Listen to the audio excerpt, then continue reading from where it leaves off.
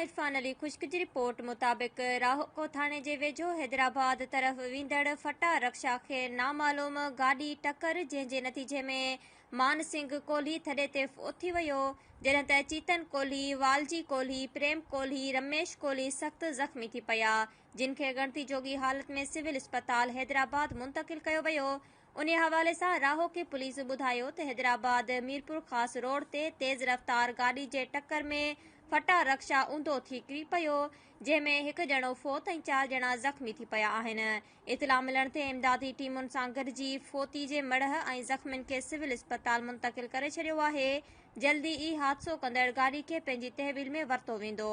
हादसे जो शिकार थियल राहोके वेझो ॻोठु गुलाम मुस्तफ़ा जोणे जो रहवासी आहिनि, जॾहिं त होॾां ॿिए पासे ॿुधायो पियो वञे त हादसे जो शिकार थियल हिकु ई ख़ानदान जा फ़र्द आहिनि, जॾहिं त कोहली बिरादरी जा माण्हू रोज़गार सांगे हैदराबाद वञी रहिया हुआ।